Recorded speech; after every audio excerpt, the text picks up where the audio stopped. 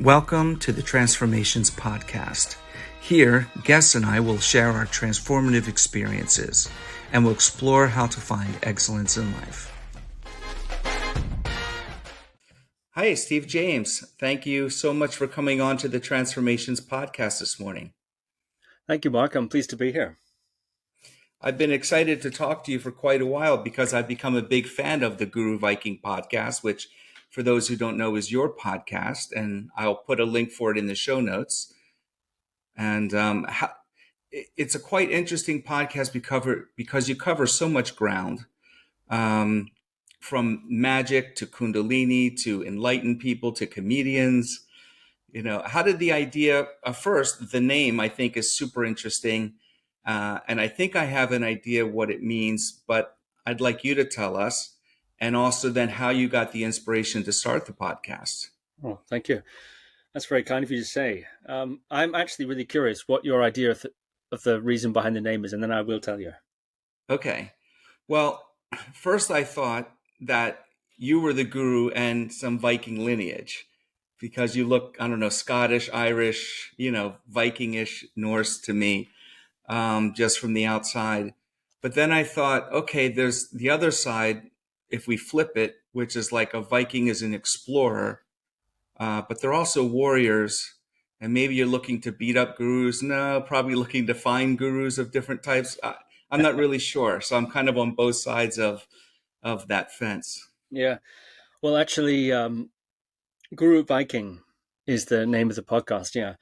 And Guru because I'm interested in meditation and spiritual things, and that's a lot of what the podcast is about. Mm-hmm. And Viking because I have a big red beard, I live on a boat, and I come from the Shetland Islands, which is a very sort of Viking-y place. So it's a bit tongue-in-cheek, really. It's a little bit of British humor. I'm neither a guru nor a Viking, of course. I'm not a guru because, I'm just a dude on a boat. I'm not an enlightened guru. And I'm not a Viking because, as the scholars will tell us, Viking is a verb, not a noun, but in any case, they're not around anymore either. So it's a bit of a playful, I think, title that also encompasses a little bit of the elements of, I guess, how I present and what I'm interested in. Mm-hmm. So it's funny you just made a statement. I'm just a dude on a boat. So I assume that that what you're sitting in here is a boat. Oh yes, I live in the UK, and this is, as you know, Mark, as we discussed before, this is a canal boat. In the UK, we have this whole network, an arterial network of man-made canals, man-made rivers, in a way, man-made canals. And before, trains and things of that nature, this is how we transported all the goods throughout the UK on these barges, essentially 6'10" wide. And of various lengths. Mine is 6'10" wide and 57 foot long. Wow. And they would be pulled along the water by a pony. So there'd be a pony harnessed to the boat along what they still call now today the towpath, which is the sidewalk at the side of the canal, essentially. And the pony would pull the boats along. And that's how we would transport goods all around the place. Even though these boats are very heavy, to pull them along is not difficult, and a human being can do it quite easily, because it's on the water. So, of course, eventually they became motorized, had engines in them and so on. And then eventually the goods and so on went to trains and lorries, etc. And now people live on them, including me. That's crazy. So we have a towpath here in Philadelphia in a section of the city called Manayunk. And there's the towpath is there, and it's like, a sidewalk and then a canal, essentially, or a bit of a river next to it. And I just thought they called it the towpath because you're walking on it. But now I know a little bit more. And since we were all British originally, coming here to form the United States, that's probably where the name came from. That's fascinating. But just a guy on the boat, I'm going to push back a little bit. And because you're quite interesting, you've done quite a bit of things, and I would say your activities of daily living, for lack of a more common term, are not ordinary. So but I don't like doing this, but I want to read something just in the about section from your website to kind of get this discussion going. It says Steve is known for his direct, grounded approach and enquiry-based ethos, and he has extensive experience in elite athletic performance, contemplative and spiritual disciplines, extreme outdoor survival, the arts, and human behavior. Not just a guy on a boat. So, what got you interested in all these? I had heard that you had started karate. Maybe I read it in your bio at age 5. Was that something that you chose, or something that your parents put you into? Yes, that's right. I think there were two main streams of influence that at that age, which explain, for example, the podcast and the sorts of things you listed there. And the first one was indeed karate. I'd learned that one of my school friends was attending the class, and I just thought it was interesting. So I went along, and my school friend, whose name was Thomas, he didn't last very long, but I did. And as soon as I got into that class, I just fell in love with it. It was quite a traditional format, traditional Wado-ryu style karate. So a lot of keon, a lot of basics, a lot of kata, prearranged forms, and so on. So I really enjoyed the discipline of it, and I enjoyed the controlled ferocity of it, and I enjoyed the aesthetic of it, and the embodied nature of it. The ability at that age to channel all that energy. I had a lot of energy, I think, to channel it into a sort of ferocious activity, which was at the same time characterized by tremendous discipline and restraint and peace, actually, both inner and outer, in terms of the structure of the class and also the mindset of the Zanshin, the sort of thing that one attempts to achieve with that, those kind of things. So I fell in love with it immediately and totally got it. And of course, then naturally started to read around it. And it doesn't take long when you start to read, especially around the traditional martial arts, you encounter the cultures in which they come from. And then you encounter the religious context of those cultures too. And then one leads to another. And I read many books about, martial arts and philosophies and religions of those areas, and fell in love with those too. And the other, I think, main influence, if we're thinking about the sorts of things I interview people about in the podcast, is I was an altar boy at that same time. I became an altar boy in the Catholic Church around the age of 5, 6, something like that. And it was an interesting experience. I was an altar boy for several years. And an altar boy's job in the Catholic Mass, the ritual of the Catholic religion, of course, is the Mass. That's their puja. And so the priest does whatever he does. And the altar boy's job, you dress up in sort of uniform and you carry the implements of the Mass around. So you pick up a candle, move it over here, you take the cup to the priest. When he's done with it, you take it away again. You kneel down in this area, ring a bell at a certain time. And then the rest of the time, when you're not engaged in the choreography of the Mass, you sit behind the priest, side on, in a bench, and you just sit there.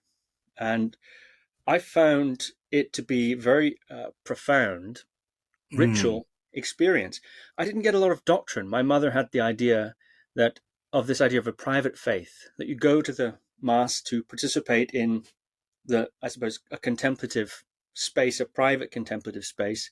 So your participation in the ritual is not in the sense of coming together with lots of other people who to celebrate, all believing the same thing. I think a lot of people think of religion like that. We all get together and we celebrate. Isn't it great we all think the same thing? Or isn't it great we all have certain shared ideology or beliefs and so on about whatever it might be? It wasn't about that. It was about this contemplative space, personal contemplative space. And so for one of the examples of that, she would not let us go to the Sunday school or the Catechism, which is where they take the children out during the Mass. At some point, they'll take the children out to a side room and instruct them in the tenets of the religion. So a volunteer will do that. And she made the joke that anybody who wants to anyone who wants to indoctrinate children probably shouldn't indoctrinate children. So she was a bit skeptical of that. Of course, I think the urge to transmit culture, religion, and to teach children, I don't think there's anything particularly sinister about that. But she was always a little skeptical of that kind of thing. So we didn't get the doctrine, my brother and I, who's also an altar boy with me. So pretty low on doctrine, pretty high on ritual and contemplative space. We also went to the early morning mass. The mid-morning mass was the main one of the day, and that had guitars and tambourines and biscuits and coffee mornings and so on. We avoided that, and we went to the early morning mass, where there was no singing, no instrumentation, just the liturgy of the ritual, just if you want, varnished ritual. So I had a wonderful time doing that. It's similar to karate in some of the ways in which one uses the body in certain prearranged ways, and in similar in the way that one empties out of one's personality, personality and rumination, etc. And you just sort of enter into the embodied participation of the thing, and then there'd be sort of moving around, ringing bells or whatever, and then sitting down in the back, and I would have just tremendous feelings of peace and bliss and openness in that quiet back there. Of course, this was the days before cell phones, so I don't know how much that had to do with it too, but it was just wonderful. So these two things, I think, gave me an instinct for, I suppose, religious kind of things, as well as embodied kind of things, I would say. Mm-hmm. And I use religious there in its very broad sense. Yeah. So I was a couple of parallels, and you were just mentioning the parallel between martial arts and religion. Oh, but first, just a quick side note. I used to live in Tokyo and I worked for a publishing company there. And the son of the founder of Wado-ryu came and visited me and gave me 3 original hardcover books that his father had written. And I have them on the shelves behind me. Wow. Just as a little, I don't know, vignette to sneak in. So interestingly, when we practice martial arts, we cross a threshold from outside into the dojo, right?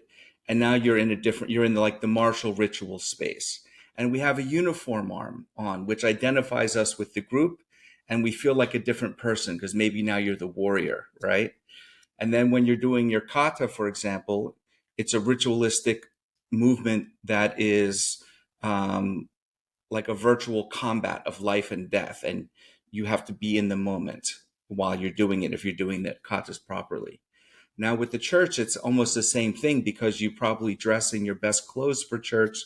Most people do, or they have church clothes that they only wear at church, at least here in the US. And you step into the church and it's a different thing. But instead of a warrior space, it's a spiritual space.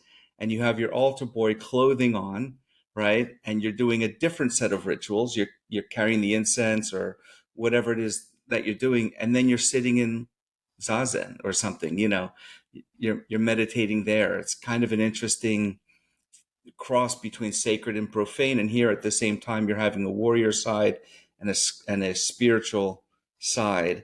And what I find interesting is that at such a young age that this kind of thing would just grab you. I think I understand the martial arts, but the church part, not because it's church, but being able to sit still and be in the moment at that young age and embracing it because it feels like part of you, right? Like you feel whole in that space. It makes me wonder if you would lay in bed at night and just sit and dream of things, or you were, rather more quiet than boisterous growing up. Gosh, that would be a question, I think, for people who knew me then. Did I? I think that's the interesting thing about ritual, Right. is that it can carry you. It can help. It wasn't. I think certain expressions of religion are ritualized, and others are very stripped of ritual. And there are pros and cons to both. And I think often one follows the other in a sort of reaction in the history of religion. Let's get rid of all the ritual; it's encumbering us, and so on. And then, Right. but then when you do that, there can be a loss of some sort of a meaning, and all you've got really is yourself. sitting Right. there, and that's fine. That's fine. It's pure. It's raw. It's rugged. But soon afterwards, um, I think from that arises certain very simplified forms, and it becomes ritualized. Is what I'm saying. And I think as a group, ritual seems to be essential of some type, and you can try to Yeah. stamp it out, but it seems to arise in one way or another, um, even in so-called non-ritualistic settings. So anyway, Hmm. I think that kind of a ritual is tremendous because it allows you to go beyond yourself. It's not about you. Well, you're participating, but it's not about you. It's the ritual itself is older than you. The ritual, its focal point is not you, but there's a place that you can participate in it. I think it's the same with martial arts too. There's a community aspect to Absolutely. martial arts. There's something about it. The lineage of it is one thing. The lineage of the movements themselves. You're doing a Hmm. movement that existed before you did it. That kind of thing is has a certain effect. And when you do a kata, there's nothing really original in what you're doing. Okay, of course, there's some individual variation due to your body type and your own particular expression, but fundamentally, you're embodying a structure that was prior to you, and there's something I think special about that, and it's a good counterpoint for creativity. Creativity can Indeed. spring from that, or be contrasted with that in a very interesting way. Spontaneity and improvisation. I think there's something about ritual and there's something about lineage of some type that clears the decks for spontaneity in a person. One doesn't have to just reinvent the wheel every time. I'm just musing here, I suppose.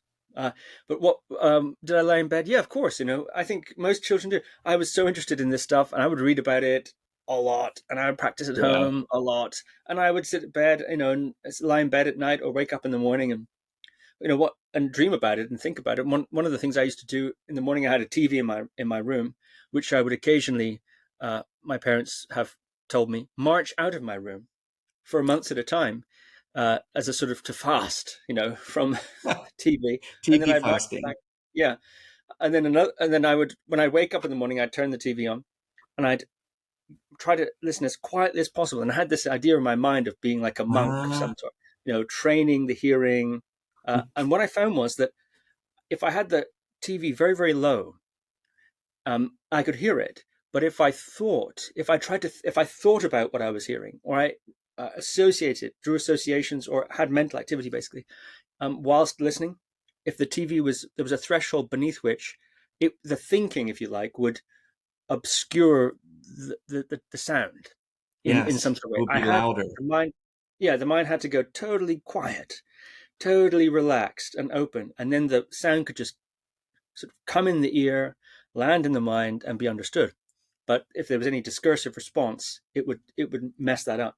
So I would do things like that when I was a kid, and I'm sure that sort of thing was influenced from my fanciful imagination and the sorts of books I was reading. When you're a child, I think time, space, distance, Yeah. culture, those things are a lot more porous. So it's very easy to slip into one's imagination. You read something, Don F. Traeger book, and then Oh, yeah. next thing you know, it's the next morning, and it comes to you, and you experiment. I did a lot of that growing up, but it's boyish enthusiasm, I think. Yes. Yes. Um, wow. A couple of things that I was making notes on every time I'm looking down, I'm making notes because there's so many thoughts I have, but I don't want to interrupt you. One is I'm a big fan of ritual as well.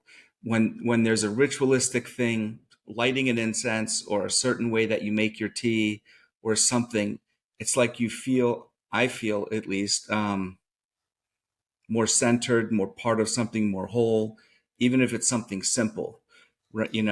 And I notice in martial arts schools that have plenty of rituals, um, that the practitioners are, uh, not across the board. So I know there's exceptions, are more respectful, humble, and so forth. And martial arts schools where it's just hit the bag punch, do the stuff without the respect for the rank or the lineages or the temples that came from, and you're not sitting in meditation at the end for a few minutes.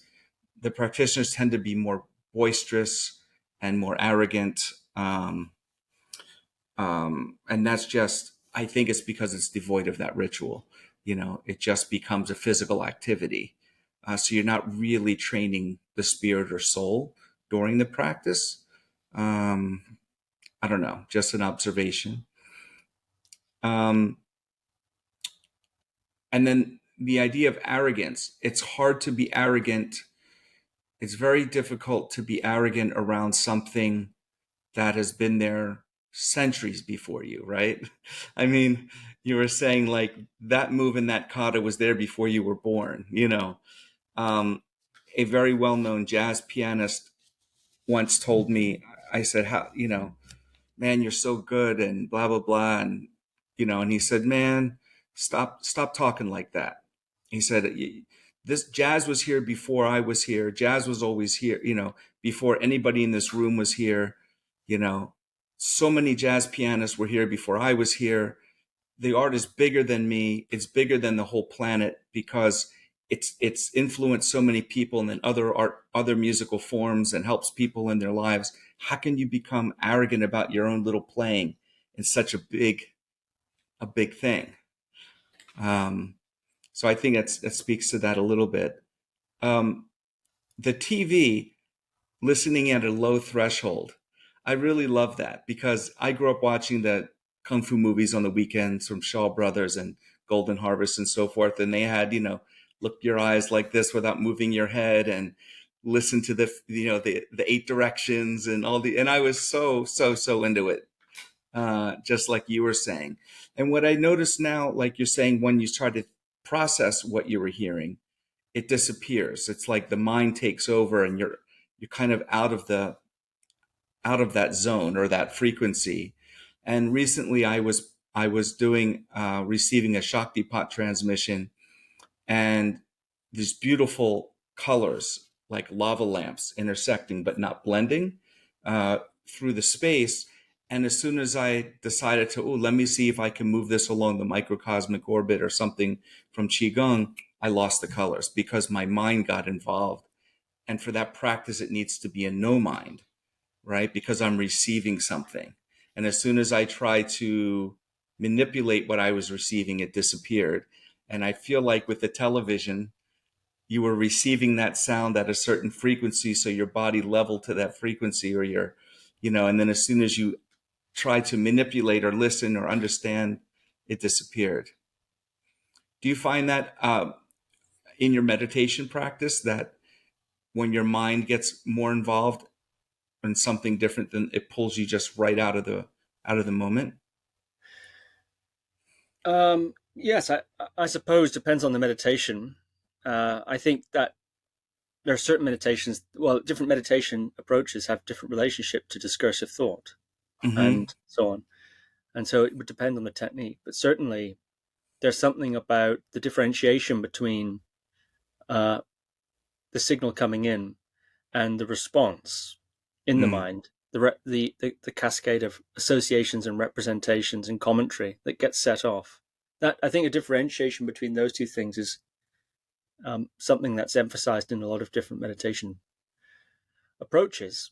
The untangling of, for example, pain in the body from the emotional and psychological reactivity, and maybe even from the physical bracing against the pain. These things, like a rope with many strands, seem to weave together and are experienced as the same thing. The pain and the suffering that goes along with the pain, they're experienced as one thing. But teasing apart that rope into its constituent strands. Here's body sensation, that's the pain. There's the layers of bracing in the body. Here's an emotional response, subtle, maybe all pervasive, perhaps, maybe multi faceted, but some sort of emotional response to it. Oh, here's mental activity, casting forward into the future, and the uncertainty of what that means, and imagining and fantasizing. Oh, here's reaching into the past. Interesting. Here's the commentary. Here's imagery associated. All of these things, quite subtly. Sometimes one doesn't recognize it. There's just pain, and then and there's one suffers. But to pull those apart, I think, is emphasized in a lot of meditation traditions. And one way to do that, I think, I mean, pain's a great teacher, but so is appreciation. So is appreciation and enjoyment. If it's approached with curiosity and space, and quiet. Well, maybe not quiet, but space anyway. Patience, like you said, receptivity. I think in the path of enjoyment can also be very instructive. I think pain is a tremendous teacher. Yeah. I grew up in chronic pain. I was born in 6 months, so I was 3 months premature. My lungs were closed. I wasn't fully developed. Was in an incubator for 3 months before I was allowed out into the world. And my whole life, I suffered chronic pain and migraine, Really. daily migraine, and tension headaches. Tons of medications growing up, Hmm. seeing all kinds of specialists. And that's what led me on my journey into alternative medicine, traveling around 6 Asian countries around the US, looking for healers of different types to experience. But the point is that pain is a great teacher. You can learn a lot about yourself. You learn a lot about you. You are not your pain. You are not your feelings, right? If you can separate yourself. But pain is also a great distractor, and something that can that generally really holds people back. I wonder how in your meditation, for example, meditation practice, if you're sitting in lotus position, which is difficult for a lot of people in full lotus, or if you're sitting on your knees in some kind of a seiza position, that when the joints start hurting and the pain starts throbbing, um, how do you work that? How do you kind of separate that out, or within yourself? What is your practice for kind of disassociating with the pain or examining the pain and not basically diving into it, I would assume, rather than fighting against it? Mm. Right? Yeah, that's an interesting question. For me, I like to do. I'm quite fond of what one of my main meditation teachers, Shinzen Young, has called strong determination sitting, Hmm. or yuza, heroic sitting. I think that's his play on yaza, or Heroic night sitting. sitting. I That's like it. yeah. Anyway, and strong determination sitting is sitting where you sit for longer than normal, basically. And of course, that is very dependent. Maybe it's 1 hour or half an hour. And in strong determination sitting, generally you endeavor not to move. Maybe with different degrees of strictness. Maybe you don't move at all. And if you lose your attention and you slouch a bit, you don't adjust your posture. Sometimes it's that strict. Other times you can adjust your posture only straightening your spine.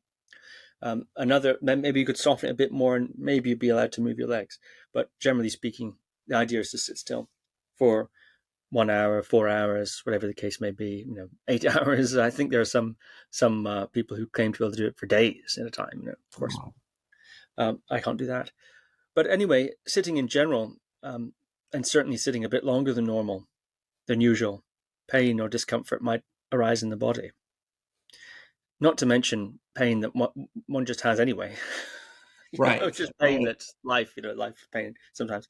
But for that, I sort of think of it in two levels. First level is the body acclimatized to the posture? Because I think if the body is not acclimatized to the posture, then there's going to be pain. And I think it's of limited use. This is personal opinion. You asked me about my practice.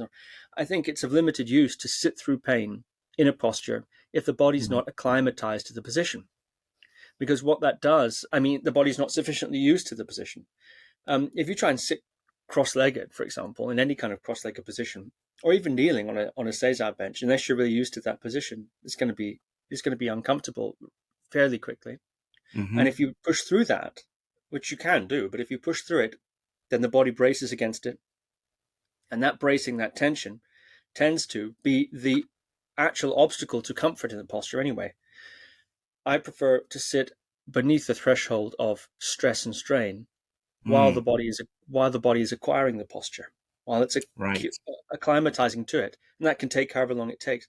I think a lot of people never quite really get there because they're either not consistent enough with their sitting, or they push too hard in the sitting and the body braces against the position, against the discomfort, and then that, in a sense, exacerbates the problem, which is the sort of bracing in general.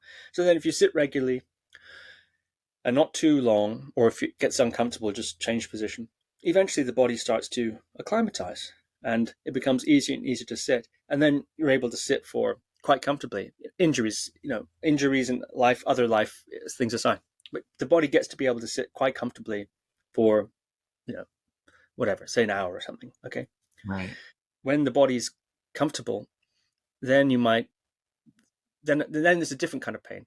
Now you're at a different kind of pain. It's just the pain of sitting in one position, or it's the pain of tension in the body that surfaces, or emotional or psychological material can sometimes feel painful, or can sometimes be associated with pain, or just the pressures of the the body parts on the ground and on each other. And that's a different kind of pain. So then you might choose to sit through that because the body's acclimatized, there's low risk of injury, you're experienced. I'd always err myself on the side of not injuring myself. I'd always err safely on that side. But actually, when you're used to it, used to the position, there's quite a lot of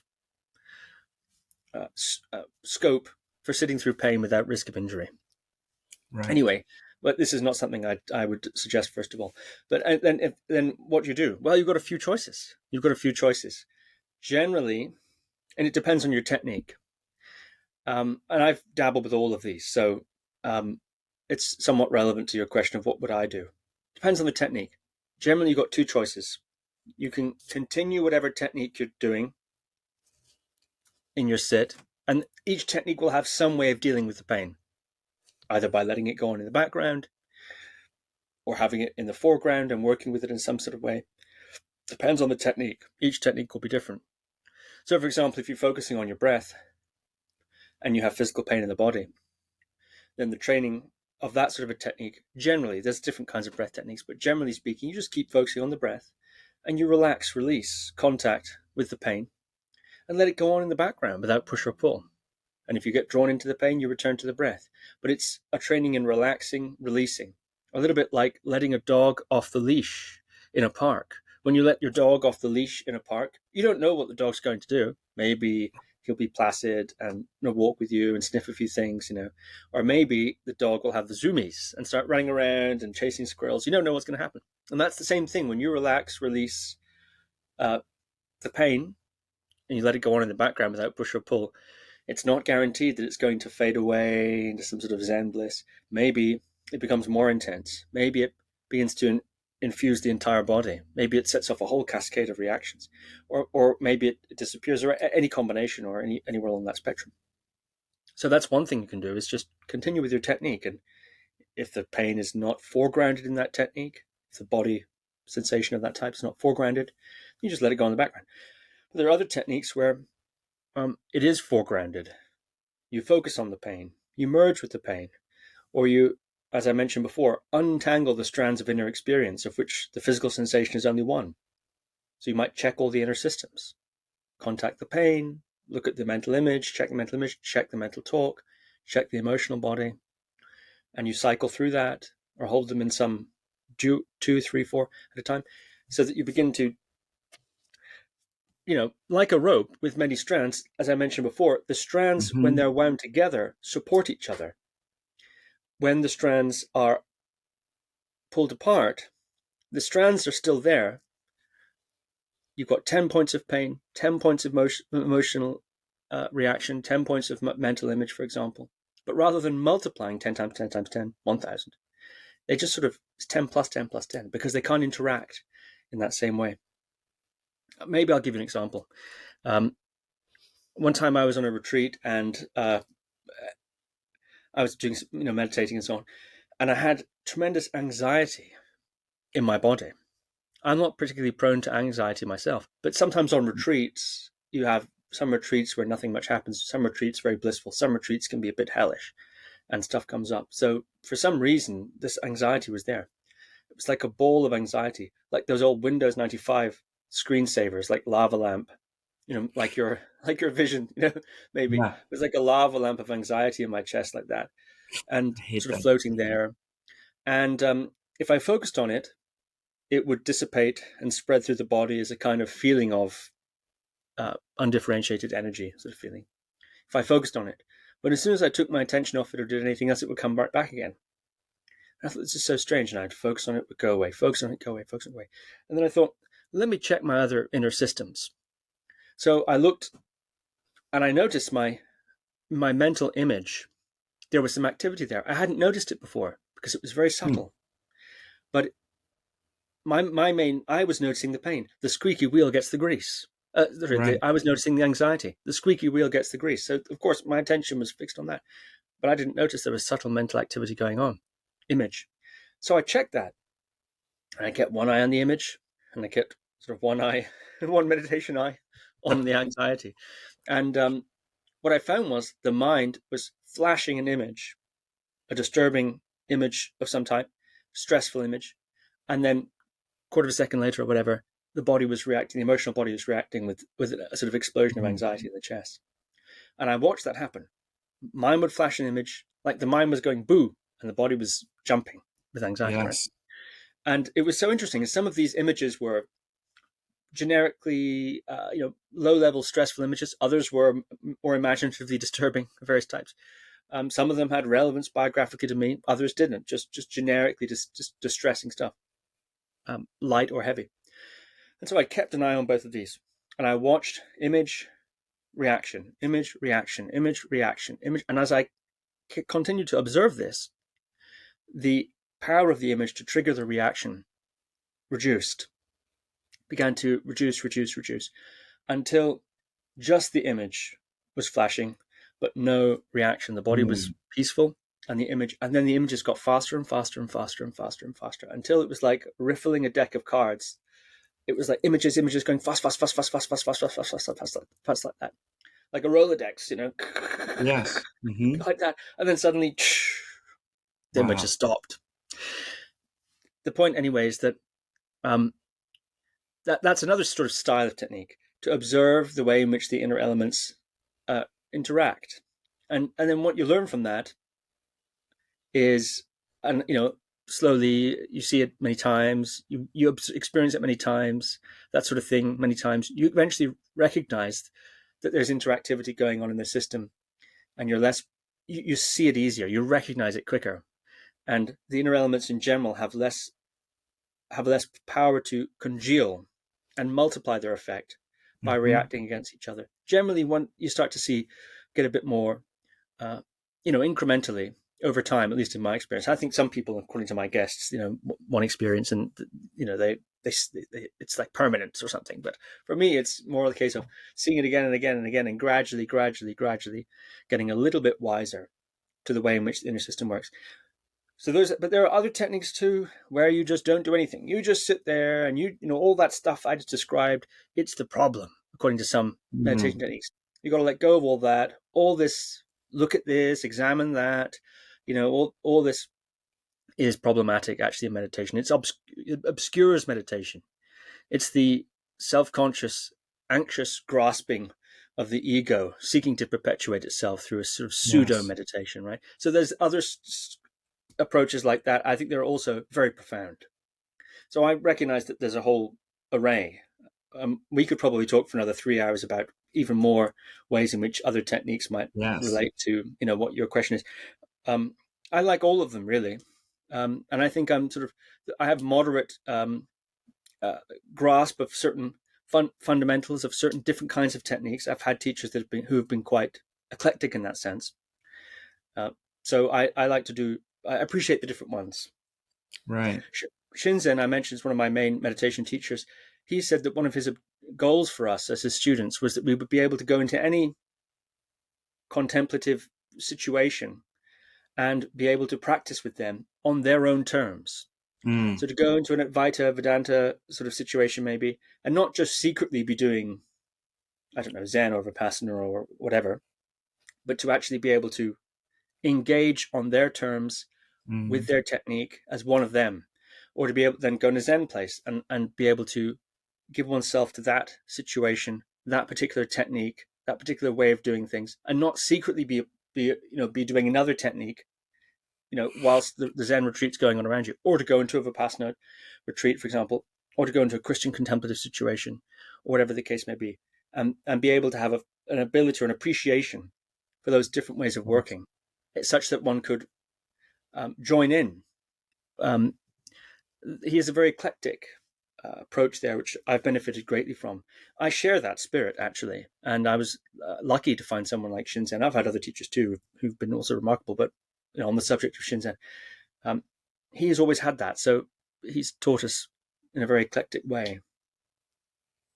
That's wonderful.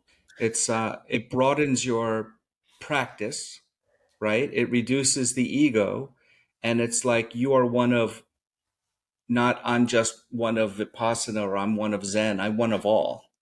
It's a me and you, not a us and them. It's like we're to get that kind of outlook is more in line with also my worldview of just being one family. You're a martial artist, go to any group and just go in and train. It's okay. You meditate, you should be able to go to any discipline without thinking ours is better, and just join in and be part of that. I think it's wonderful. I want to backtrack on two things. Not backtrack, but just jump backwards a minute. When you weren't going to Sunday school, you weren't getting indoctrinated, but were you at home? Were you and your family reading the Bible or talking about religion at home, or it was just one day a week you went in to join in this ritual? No, we weren't reading. We weren't reading the Bible. I read the Bible.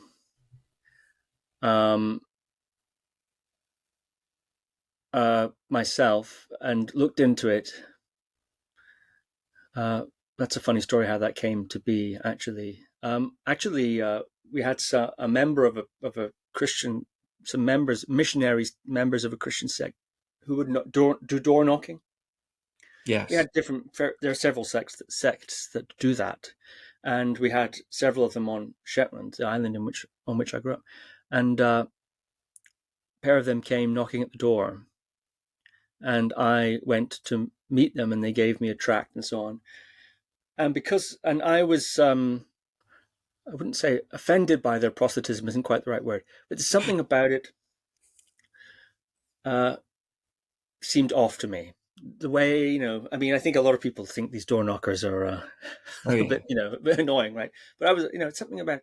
So I took the tract, and we had a Bible, and I looked at the Bible and was reading and comparing, and was basically preparing points to discuss what was in their tract and whether or not it matched. It was a sort of where are you going to go after you die kind of tract. And anyway, that's not really the point of the tract exactly. The point is, I got really into the Bible at that time, and I think that's one of the things that sparked it, or at least that sparked it. The conditions were there already, laying around, but then that was one of the sparks. And I found the Bible so fascinating as a piece of literature, and also as a religious document, so cool and so interesting. I feel that way about a lot of different religious texts, actually, and historical texts, but I enjoyed reading it a lot. So I say we didn't read the Bible together. We did some, we had a few prayers. It's in a way folk spirituality, I think. Mm-hmm. Kind of folk spirituality. In those early years, that was very much the case. Yeah. Now, at one point, you had written a novel that won an award, and because of that, you met a Celtic mystic who then mentored you as well. Was there you could please tell us a little about that, and just as an add-on, was that the same? Because I'm not familiar, is it the same Bible or same books as the Catholic Bible, or were there different teachings that you were brought into through that experience in that time? Yeah, well, there are different versions of the Bible, different, as you I expect canonical sets. Yeah. Catholic Bible has some more books than your standard Protestant Bible has, for example. The Orthodox Christians have even more books, I think, if I've got that the right way around. than even the Catholics do. So, there's difference about, and there has been difference historically, even within the same sects, as to how many books should be considered canonical, right? So, and a lot of saints and theologians and different people throughout history have worked with a more limited canonical set than we would have now, just because that's all they had available to them, or in some cases broader, actually, or more different, or different. But anyway, I should say that yes, it's true. I wrote a book in my teenage years that was a novel that was won a writing award, and that brought me to the attention of this mystic. He was a writer, Christian writer, and I say mystic in the sense that he was very much into the direct experience of that sort of thing, that sort of use of the word mystic. And he was very fascinated with Celtic Christianity and the particular character of Celtic Christianity and its history and so on. At that time, in my teenage years, I had what you could, well, perhaps I'll just say this. With him, there was a lot of focus on. So I worked for him. So it became a situation where I joined his writing group on the basis of this book that I've written, which I think was notable for its length more than its quality, but nonetheless. I don't know if I got the prize because they just didn't want to read that thing, Yeah. or if it was any good. Who knows? Yeah. But anyway, I got into his writing group, and there he would give us these writing exercises of various types, and I wrote something, and something about what I'd written struck him, and we hit it off, and we entered into a kind of spiritual mentorship, which he compared, as is often compared in Christian circles, to an Elisha kind of mentorship. And these are two biblical characters, one of whom mentored the other. Elijah, was the sort of guru, I suppose, of Elisha, and Elisha succeeded or followed the ministry of Elijah, Old Testament stuff, But anyway, it's a sort of model of mentorship in a way. And but also, I worked with him and worked for him as a sort of PA dog's body, and he'd give me lots of interesting tasks, most of which were entering his handwritten manuscript corrections back into the computer. And he always encouraged me, because he was very encouraging and attempting to cultivate me as a writer and as a sort of thinking person, I suppose. He'd always encourage me, if I ever had any thoughts, just to, put a hashtag and write all my thoughts in red, highlighted in red. And if I had any, so, of course, I probably just thought nonsense, but he always encouraged me, and I expect he ignored most of it, but he always encouraged me to share my thoughts and write in the manuscript, which then each morning he'd print out and sit very early in the morning before I'd arrive at his house, and he'd do all his handwritten manuscript corrections and so on. And that's how it would go. And I did, we had other jobs too, little jobs like that, but mostly that's what I was doing for hours and hours a day. And it was great. I really, really enjoyed it. And from a sort of spiritual point of view, or from the religious point of view, the emphasis was very much on listening to God, listening to the still small voice, as he called it, and as it's called in the Bible, the still small voice, that sort of tuning in. There are also elements of, I suppose you could say,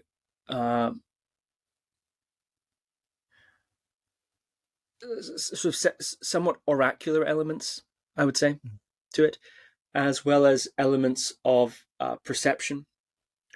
One of the things that was emphasized was this idea of seeing with God's eyes, trying to see people with God's eyes, and rather than seeing them in terms of their relationship to you, seeing them more as God sees them. That way is one of the ways you can love your enemies, and that's one of the ways you can begin to get a different perspective on a situation. You're seeing just not your own perspective, but another perspective. So we do things of that nature, and many other things. I'm sort of just skimming the surface of it. Some of it I think might sound a bit strange, but those are some of the hints of it.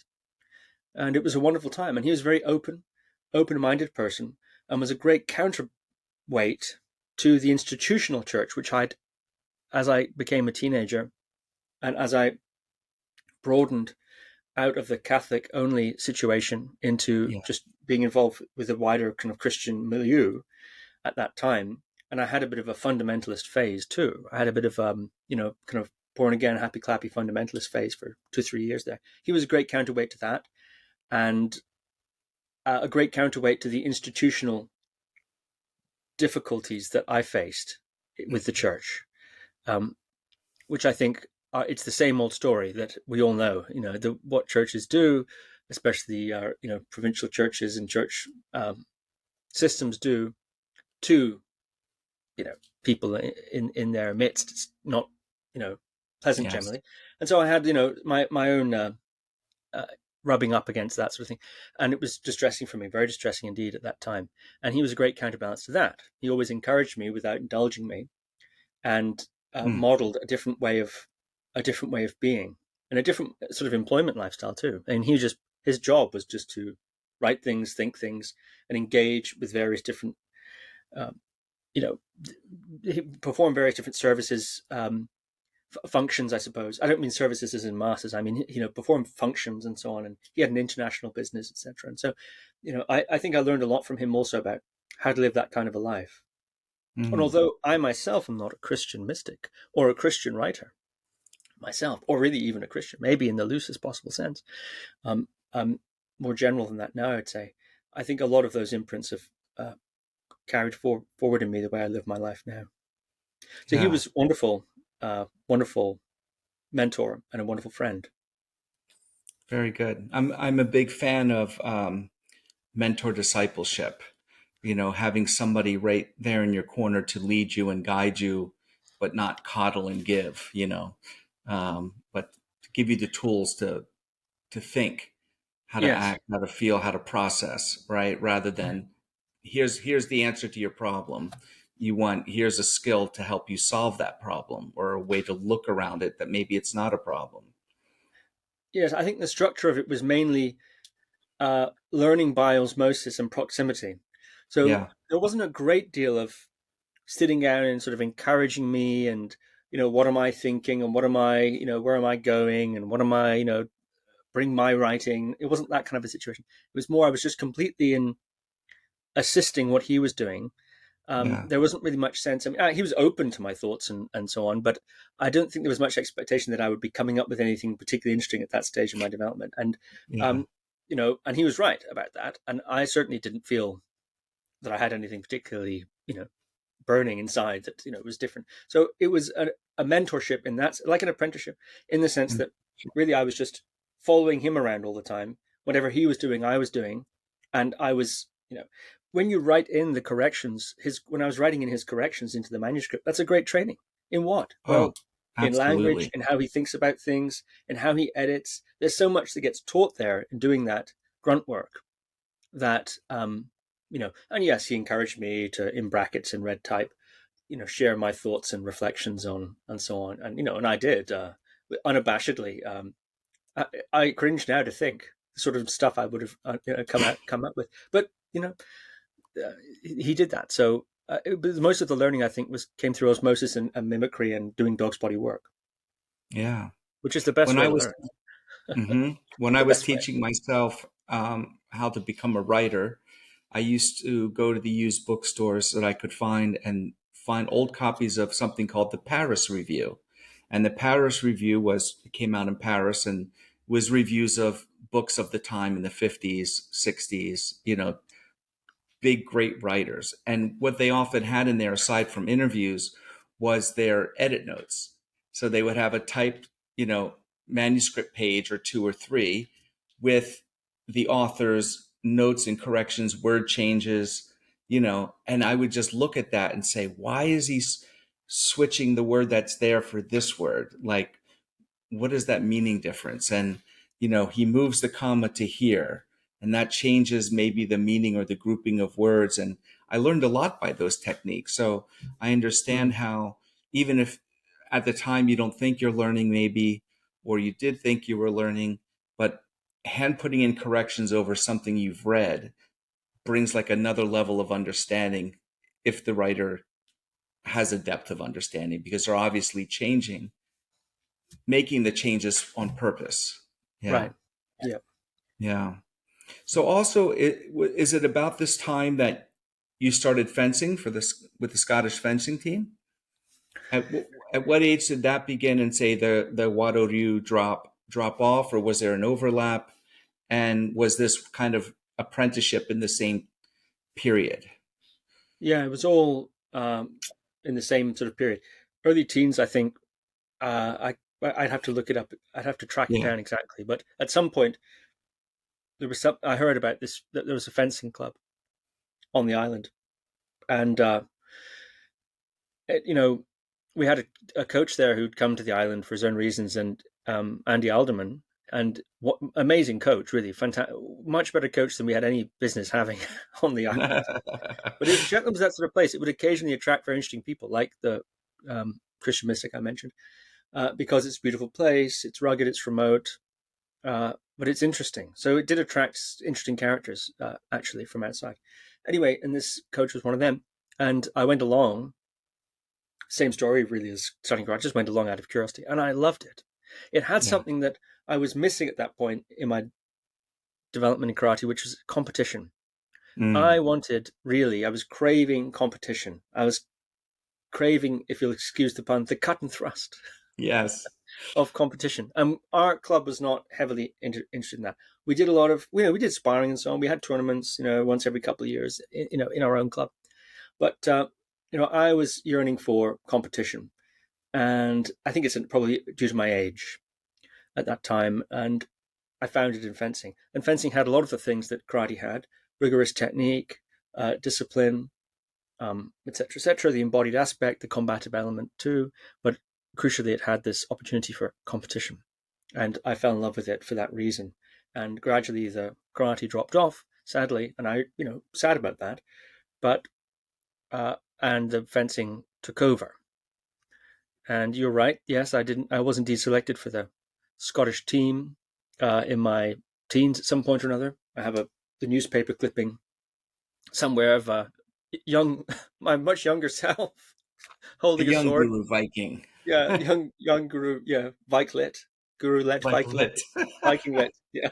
Viking-let, With my yes. sword, it was the Sabre squad, and it was wonderful. And I had a wonderful time there, training in that club and competing in fencing. Yeah, it was great. Wonderful.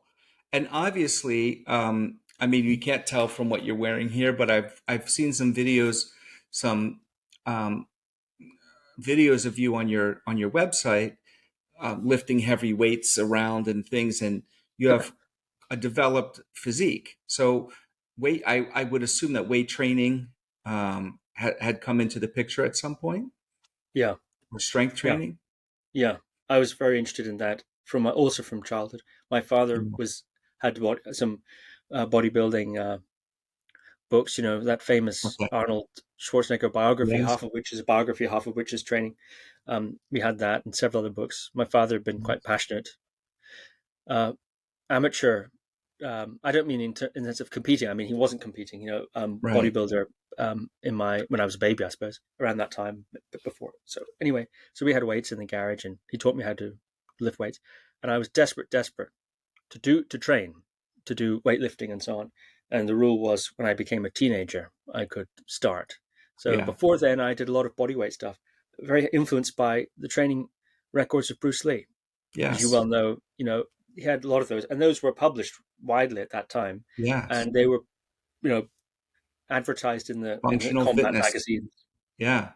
And so you could write in and get DVD, or you could write in and get books. So I got all those books that I could find, and I would write out those regimes, or I'd write out the book Tao of Jeet Kune Do. I wrote that book out with its with its stick images and so on that it has in it. Mm-hmm. I was very into it. I don't know why I did that, but I wrote it out, and I found that, and that's sort of quite philosophical. And he had his regimes there, and I'd write out workout regimes for myself, and I would do them, involving, of course, mobility of various types and body weight things. I was very keen on that, and as soon as I could in my teenage years, when I was given the go ahead, and my father gave me my first sort of orientation as to how to lift weights, how to bench press, or whatever the case is, I began training very enthusiastically. But yes, as you correctly point out, you wouldn't know it perhaps to see me. Not well. You're wearing a very loose fitting shirt, Yes, I do and that. Yeah. yeah, and it's kind of like not not being a peacock. Look at me, look at me, look at me. But I think from part of your spiritual training, there's a humility there, and Well, some I other think things. it's actually maybe a little bit of Machiavellianism. The truth be told, that I am sure that we've read all the same books at around the same age. Yes. So I'm sharing this. I wouldn't say this normally in an interview, but because it's you. We talked before about your career as a martial artist and writer and publisher and so on. So that's a little bit why I say this. But I Yeah. read, of course, um, Gorin no Show, Book of Five Rings, and Sure. The Art of War, this sort of Hmm. thing. And in The Art of War, one of the maxims that I read very early on in my boyhood that I found to be that's been defining for me is when you're strong appear weak, and when you're weak appear strong. But particularly when you're strong appear weak. In other words, Yeah. in The Art of War, there's a lot about deception, perception, and the advantage or disadvantage of showing strength, which is necessary sometimes, but also obscuring strength or Hmm. obscuring the precise dimensions of one's strength or the precise uh, dimensions of one's capacities. So it's a habit of mine to obscure the precise dimensions. Yes. So yeah, like you said, I tend to dress in a little bit of yeah, disguising way in that sense. Yeah, that's Yeah. true. That's something Yeah. that's yeah. My close friends know that about me, and you've picked it up. Yeah, it's very interesting. So now I want to draw kind of a timeline to something, and you can correct me and fill in the blanks. So just from our conversation here, I see there's karate, writing, fencing, meditation, weight training, across decades, a few, in different intensities. And then I'm really interested in the movement koan method that you developed because it seems to me to be almost an outgrowth of all of that and a distillation, if I'm correct. And the use of the term koan is very interesting to me because I think of it as, a Zen koan, but this is a physical body koan or something. Could you talk a little bit about that method that you've developed? Yes, that's right. We discussed this off air, you and I. Um, Yes. your interest in that, yeah. Well, movement koan, you're right. It does come from all of those sorts of influences. That's right. And it's movement because it involves moving the body in joint nourishing ways and uh, and to stimulate coordination and other physical skills. And then the koan part, like you said, well, koan, of course, as you know, is a Zen, kind of like a Zen riddle. Hmm. People cringe at the use of the word riddle here, but it's a type of training technique used in Zen traditions where the roshi, the teacher, will give you some kind of riddle in a way. What's the sound Hmm. of one hand clapping? Does a dog have Buddha nature? Show me your face before you were born, that kind of thing. And as in that training style, you go away and you kind of chew on that. You think about that in your meditation in general. And some people can say it's these are setups that don't make any sense, but it's not that. I think it's that they make a kind of Zen sense. They make a Right. kind of Zen sense. So they're a training in a kind of Zen way of doing things, and they're seen as both a means to awakening, or Kensho Satori, a training technique to get you to your first and subsequent perhaps glimpses of enlightenment or epiphany. But they're also conceived of as post Satori or post Kensho trainings, post awakening trainings. They can serve both purposes. So, because it's a great question, isn't it? What do you do after you've had an epiphany in meditation? Do you just keep on going, or is there something you should change, and so on? Different systems have different ideas. Anyway, Zen Koan training straddles both sides of that epiphany that they go for in Zen or in certain types of Zen, particularly Rinzai. But anyway, so in movement Koan method, in a way, we're posing questions, we're setting up riddles in a way in the body movement. Um, and I'll give you an example. One might be, and there are DVD downloads and so on my site about this, but one might be we might stand on one leg and then swing the other leg back and forth gently, not like Las Vegas dance or something, but just gently. And So you're bouncing on one leg. And then I encourage people to relax the base leg. See how relaxed the base leg and foot can be while still maintaining the posture. Minimum necessary muscular activation. Minimum possible muscular activation, you'd be totally relaxed on the ground. But so you need a certain degree of activation, certain degree of tension, if you like, in order to maintain the posture. So minimum necessary muscular activation. We're questioning the layers of tension involved in holding that base leg, holding oneself in that position while the other leg is swinging. And that's the setup. And there are a few things that might lead to, you might notice. One of them is that when you relax the tension in the leg, that's excess tension that's not needed for just simply standing there. One of the things you might notice is the feeling of the fatigue, subjectively, spikes. And that's because we don't only use tension for the action that it appears to be for, which in this case is standing. We also use tension. There are other uses for it. One of those uses is as a sort of anesthesia or kind of bracing against feeling. So in other words, some of that tension is a kind of anesthesia or bracing against feeling. Feeling what? Well, feeling the muscular fatigue. So when you relax those layers of tension, you feel more. And so tension and feeling, there's a relationship there. And of course, using muscular tension to drown out the product of muscular tension, which is muscular fatigue, is not a great long-term strategy, but we do it. So there's a disambiguation there. We realize that there's a use of tension here that may have not been obvious before. We just thought we were trying to stay on one leg, but no, there are other layers. Another use of tension might be, you might notice that there's a bracing in the body in anticipation of future balancing needs. There's a bracing in anticipation. So you think, okay, I'm balancing here over a period of time. So there can be a subtle bracing in the body to be ready to respond to any fluctuations and balance needs that may need to be responded to. And to that, I might say, you don't need to balance over a period of time. All you need to do is balance now. And if you're balanced now, you'll be balanced now. In fact, trying to balance now and trying to balance in the future or across time, it's not possible, actually. And that extra tension and extra energy that's used to anticipate that isn't needed. Just simply balance now. And you'll find that you're balanced. You're still balancing now. After all, when else can you balance? So that can also, both of those, I think, I've explained them a bit, but both of those can lead to many more implications, many more ahas, many more insights that go beyond the body itself. So I like to work with the body, partly because I think, a physical person. That's my realm, I think, in a way. Yeah. But I have found that if one gets an aha or a learning in the body, somehow it seems to percolate up and it becomes easier to see how that applies in all kinds of situations. In terms of relationship, the use of effort in relationship, for example, how much of that is in the service of communication, how much of it is an anesthesia, anesthetizing what feeling, how much of it is, a sort of anticipation and so on. So you can begin to get more efficiency.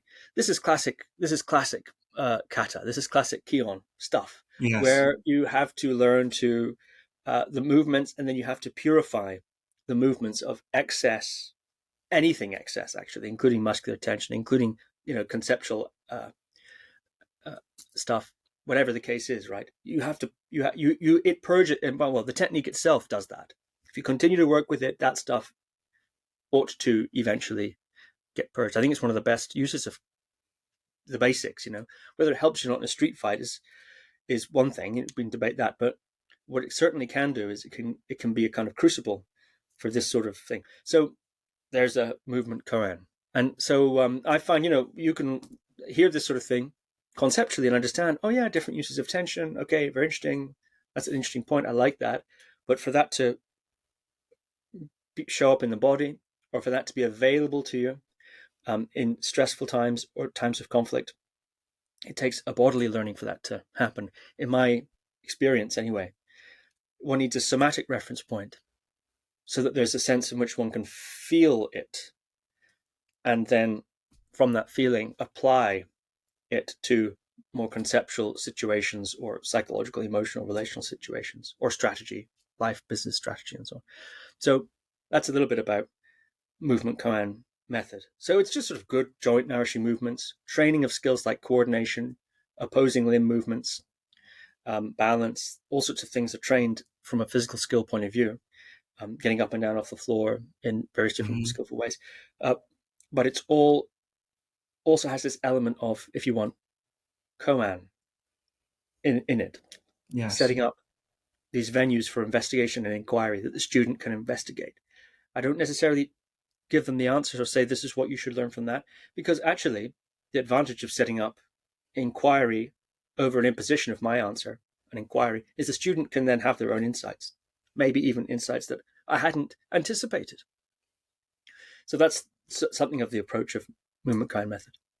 So it's pretty, what I find interesting about it, I mean, there's many things to find interesting, but one of the things conceptually or intellectually that I find interesting about this method is that it's basically be in the moment. There's only here and there's only now. There's no past, there's no future. But rather than doing it from a mental, psychological perspective, you're doing it from a somatic, you're teaching it from that concept from a somatic perspective. I think that's really cool. Well, that's right. It is a somatic emphasis. And I know you've done this, I'm sure. In martial arts, what's a classic thing that one does, especially when you're training as a young person, is you hold positions for a long period of time. That's a classic one, right? Stick your arm out, and you just hold it for a while. Or you do a horse dance, stuff horse like dance that. And hold it. Yeah, it's classic. And, okay, that has certain benefits and so on, and maybe drawbacks too. But one of the things that I found it taught me, and we did this in my karate training, and I really loved it for the, if you want, mental, psychological, spiritual effect and the bodily effect. Very quickly you learn these lessons. If the secret to endurance in that kind of a situation is actually relaxation. It's right. not strength. It's a kind of strength, but it's not strength that comes from the hardening of the body and, if you want, the effort involved. It actually flexing. comes from a profound relaxation. But unfortunately, when you relax, or unfortunately, whatever, you come straight into contact with the felt experience. One of the things about trying to tough through, grit through, and so on is you override the feeling and you try to outlast it. But when you relax, you have to actually meet it. It takes away the guarding between you and the experience. And so you learn things like that if you think about how long you're going to do it for, you can't afford that. Just feel, just be with it. And if you can just be with it, very often what happens is that pain loses its negative connotation. It loses hedonic valence. And it just becomes experience. It just becomes sensation. And there can be a tremendous unification of body and mind at that point. And it feels like you can go on forever, in the sense that there's no sense of having to endure. You just simply are doing it. And it's a relief of all of that stuff, the sort of apparatus of thinking, of bracing against feeling, or anticipation of the future, thinking in temporal way. You just simply have that kind of unification. I think it's one of the best fruits of that kind of a training approach. Is it the best way to build physical strength or muscular endurance or power? Maybe not. Is it going to help you in a street fight or a cage fight? Probably not. But its benefits in the ways I've just described, I think, are far more precious and more broadly applicable in some ways. Well, it's a psychosomatic training. Keep your mind in the moment and have the body in the moment, and together it's going to find its own place. It's not meant for the other things, really, even though the result of it, if done properly, will definitely help you with your martial arts or your ballet or your interpersonal relationships, whatever they may be, because you're learning to balance in the moment. There's a qigong method that I practice, one among several, called Zhan Zhuang, which are standing post exercises. And I have a new student who just came on to study with me with this practice. He's 22. He drives 3 hours round trip each week. Wow. to come and just stand still with me, you know, Mm. and we spend an hour standing. And what I find interesting about that is, you know, um, water seeks its own level, right? So the rivers, the streams, they seek their own level. And when you're just standing and not moving at all, not moving your fingers, not moving your eyes, you know, um, you feel the pain, you feel the tension, all the things you've been describing. But then the muscles eventually find their own relaxation. The Mm. joints drop, the shoulders drop, the hips curl correctly, and all that tension just disappears. And you could feel like you could stand forever, except you Mm. get hungry and you have to eat. Yeah. uh, but and it's an interesting parallel to when I had my daily migraine headaches. Um, that even on the medications, I don't know, 7 or 8 pills a day of different medications for them, uh, from like age, I don't know, 7 to 32, until I cured myself of them. But was that the headache would be pounding, especially the migraines, cluster headache behind one eye feels like a rocker. Somebody put a screwdriver in your head here. And as long as you had tension in the body, you could kind of withstand it, Mm. a little Right. bit. It's like you're at a Yeah. point where the meds aren't only can do so much, but it's still here. But as long as you're tense and you're doing things, you can but as soon as I would just end of the day, lay on the bed, allow Mm. myself to relax, oh my God, it was like 20 Overwhelming. times Yeah. the pain. But if I could sit there with it and just let it go, not having the tension helped it move and start to decrease. It's almost like Mm. the tension kept it down, but it's also kept the pressure inside between, I don't know, the muscles, tendons, nerves, capillaries, blood Yes. vessels, whatever it was, is being compressed because you're tense. So when you let it go, it's like now they can move to the fullest, and you feel that pounding. Um, and it was the only way to let it go down a bit, and tons of ice for the pain. But I, I just remembering, like you're saying, when you let go in your sitting meditation practices, you really feel the pain more, and you Yeah. can either meet that pain or disassociate from the pain, or this or that. It's whether it's a qigong or a meditation or a migraine headache or arthritis. I think it's all this. It's the human condition. We have pain, and we have to deal with the different psychological effects of that pain and find practices to deal with it. Yes. Yeah. I think that's very interesting indeed. I would like to know how you cured yourself at 32.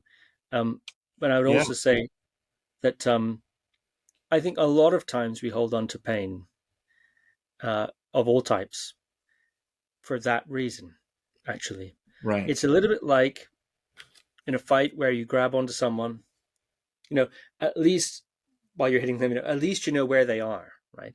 And Right. if you let them off the leash, like the dog off the leash, then you don't know what's going to happen. Right. Sometimes that one we hold on to pain of various types, not just physical. We hold on to it when it's finished. Actually, it's done, but we still hold it out of habit or out of the initial response to the pain, and we're holding a pain that is no longer really the only thing keeping it there. It's been healed. The only thing keeping it there is our holding on to it, and that Right. sounds a little bit, maybe that sounds a little bit West Coast or something, but I think that's the case.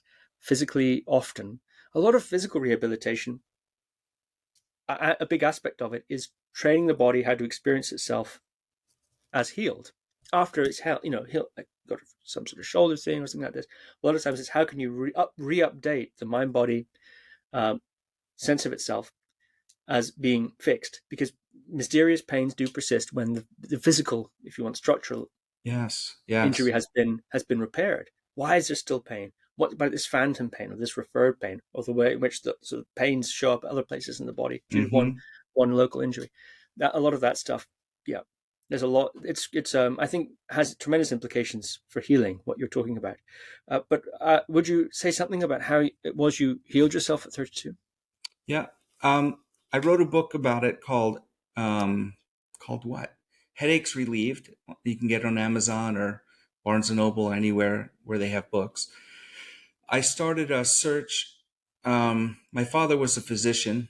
My mother's a psychologist. Both of them have passed, but they they were always helping me treat the headache from their perspectives. My mother from a psychosomatic, psychological therapy thing, not not them treating me, but sending me out for treatment, And my father, who was an osteopathic physician, rather than a medical doctor, believed in acupuncture, chiropractic, diet therapy, exercise, in addition to the medication. So he was bringing me to chiropractors from age 10, change his supplements. He was very big on supplementation, and plus, taking me to doctors for various things.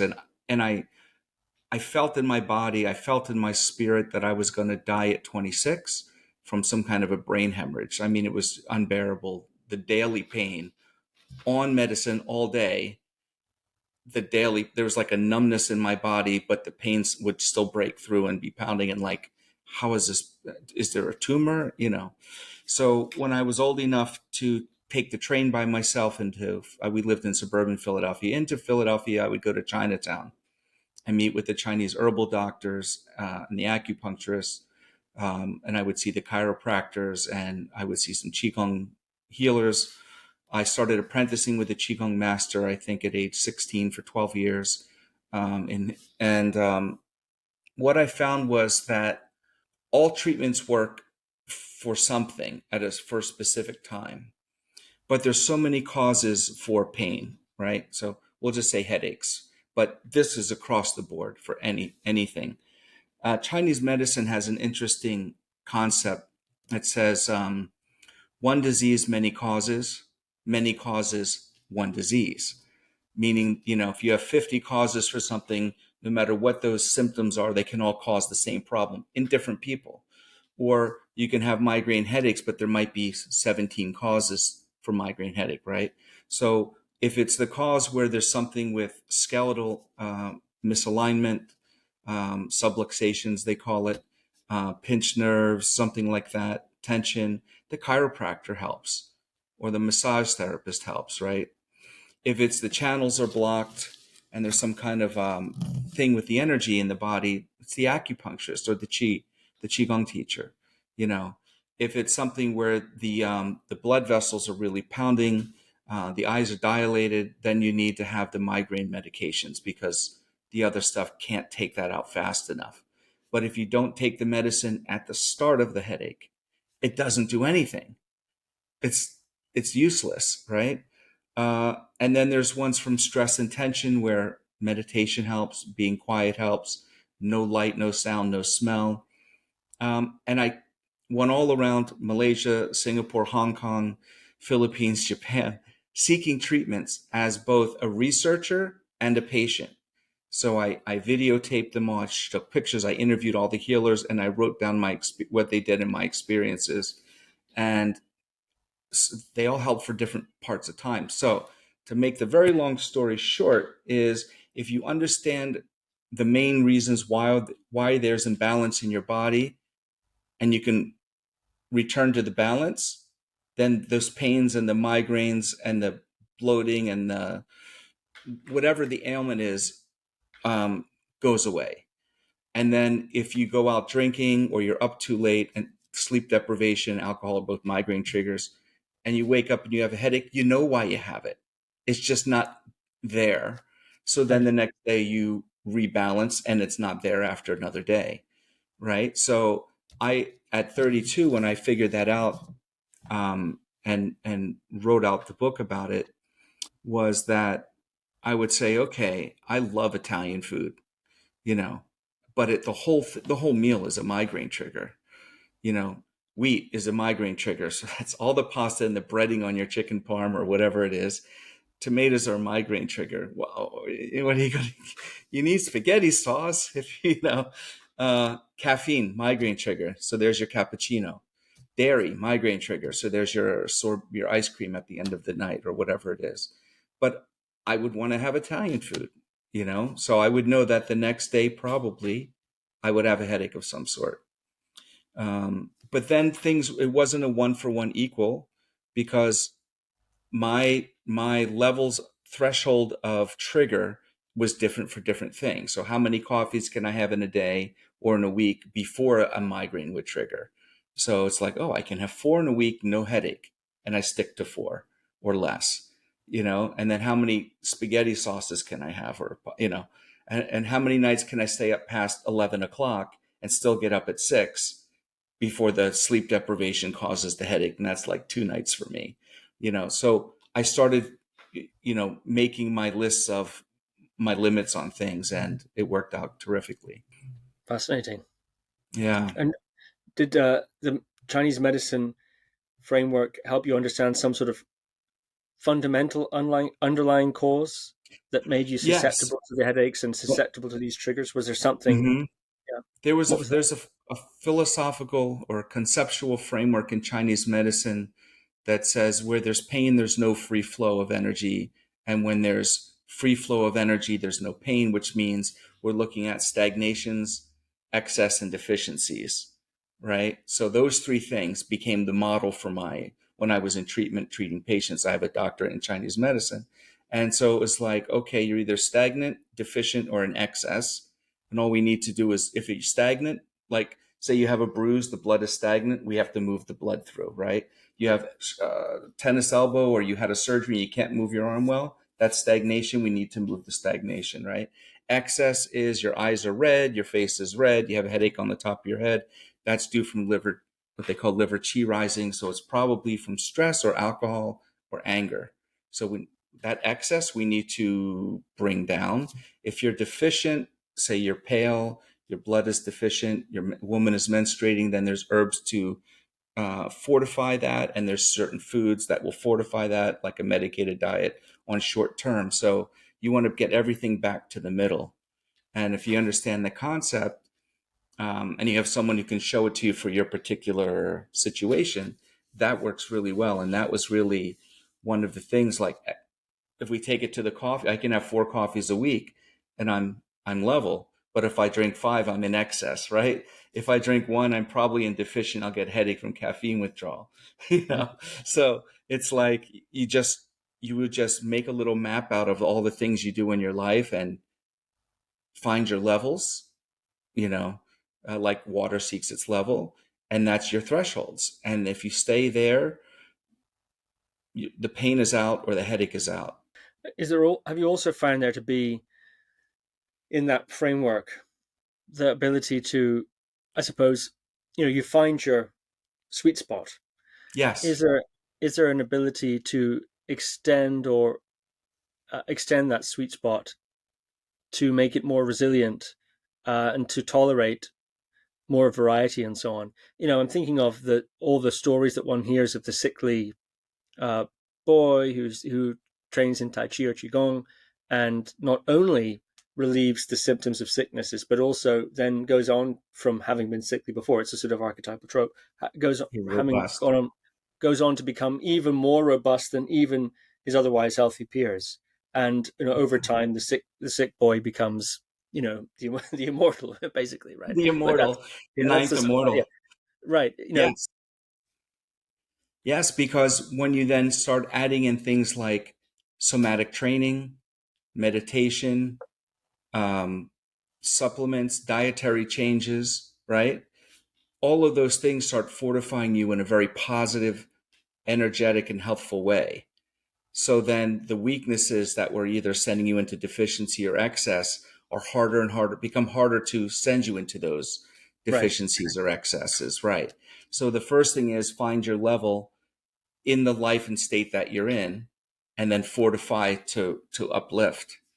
And the more you meditate, the less stress, tension, worry, anxiety pulls into the body, and those things just lock the muscles down. They cause the squigglies in the stomach. They send people off into to smoke or drink or overeat because they don't know how to deal with that feeling. So all of those things, those triggers, start to just get harder to trigger you as you fortify. Yeah. Is there a sense in that way of working of deliberate exposure to those triggers in homeopathic form in order to develop a tolerance? I know in some other traditional medical systems I'm aware of, that's a treatment that's sometimes used for allergies. First of all, get away from Right. it. First of all, get distance, get the inflammation down or whatever the case may be, get the body back into sort of homeostasis or balance. And then actually, rather than continually fleeing from those stress factors, which can reduce the sweet spot, the surface area of the sweet spot actually, can reduce it Mm-hmm. counterintuitively, become more Right. sensitive. Is there a way of expanding that? You're saying yes, there is through these various means. What about exposure to the negative triggers in homeopathic form? Is that done at all? Um, uh, yes and no. So even in Chinese medicine, there's a saying like if you get poisoned, some kind of poison, that you cure the poison with a stronger poison. You know, Right. in drinking culture out here in college, they call it hair of the dog, right? You have a hangover, drink more. It helps bring the little by little, it decreases your hangover. I don't know. Um, um, when people have an allergic to bee stings, an allergy to bee stings, they treat it with an EpiPen that has some of the factors of the bee sting, uh, whatever it is in there that people are allergic to that creates the histamine response. They have that in part of the cure, right? And part of the cure to it, which is like a homeopathic thing. The where I'm on the fence with homeopathy, is that the concept I agree with, and so what you're saying. Um, Here's an example. Caffeine is a very very strong migraine trigger, but the most popular migraine medication for decades, Furacet and Furanol, was caffeine, Tylenol, aspirin, and a barbiturate. So caffeine was part of Yeah. the ingredient in the medicine, right? Now, where I have a struggle with homeopathy is that they're diluting that, say, caffeine to such a degree that there's no more trace element of the caffeine in the supplement, the fluid, the liquid, whatever, right? So it's like a dropper full of caffeine in the entire ocean is the equivalent. So I don't know if the results of homeopathy are psychosomatic or they actually have a result. And I say that having read dozens and dozens of medical studies that say it doesn't work because they dilute the actual thing to a degree that it's non-traceable, that it's not actually having an effect in the body, but millions of people receive an effect and a result from homeopathy. So Mm. I'm kind of the Yeah. concept for me is yes, but I'm not sure about the actual efficacy outside of a psychosomatic realm for homeopathy. Yeah. When I said homeopathic, I didn't really mean it in the sense of homeopathy. More, Yes, more contrasting it with allopathic. yes, That's yes, that's the that's the sort of in yes, principle of treatment, rather than those two different complementary or yes. opposing treatment principles, rather than the system of homeopathy, which I Hmm. agree is it's its own thing. Yeah. And even say with migraines and caffeine, if somebody has a headache and they drink just a little bit of black coffee, often it'll bring the headache down. Right. But That's if you drink homeopathic in its sort of in more broad its use of the term. Yeah. right, right, or they'll eat a few carrot sticks, mini carrot sticks, because maybe it's a sugar problem that's causing the headache, low sugar, where your blood sugar drops. So And what was the name of the book you said that you've written about this? headaches relieved, and it's And so this does this also have all the documentation of the treatments you did and your yes. whole journey as well? Hmm. Oh wow. Hmm. Yeah. Yeah. Fascinating. I wrote another one called Arthritis Reversed, which is my best-selling book, and another one on pain called Natural Solutions for Pain and Inflammation, um, which is more broad than just headaches or arthritis, Mhm. osteoarthritis. Yeah. Mhm. So, yeah, very good. Cool. Well, I'd like to thank you, Steve, for sharing my morning, your evening, early evening with us. It's always a pleasure to talk to you, and I'd like to have you on again in a while to talk more about kind of these retreats that you do. Um, about more. I'd like to get into more depth into the meditation and the different meditation practices with you. And but before we go, is there your website and your podcast and links will all be in the show notes for people who are interested. And is there anything that you would like to share with us about what you're up to or doing or offering before we close out today? Well, first of all, thank you very much, Mark, for inviting me. This has been such a great conversation with you. I've really enjoyed it. Thank you. Thank you. And I'd be delighted to come back and talk about meditation or whatever else. Wonderful. As for how to, it's all at guruviking.com, www.guruviking.com. That's where you'll find the podcast. Of course, you can also find the podcast on YouTube, search Guru Viking, or Spotify, iTunes, wherever. But on the website, it's all there, archived and categorized. You can also find there information about movement Koan Method, which we talked about, including DVD downloads. You can find meditation classes that I run, as well as different workshops and retreats that I teach by myself, or as you mentioned, I think off air, with my co-teacher Michaela Bohm. All that stuff is there. Yes. So guruviking.com is the hub for all of those sorts of things. And you interestingly have a meditation club, which is not something I've heard that term. So I would like people, rather than you telling us what it is, I would like them to go, the listeners to go to guruviking.com and find out what is the meditation club and how they can get involved. I think that would be terrific. Yeah. Thank you. Thank you so much, Steve.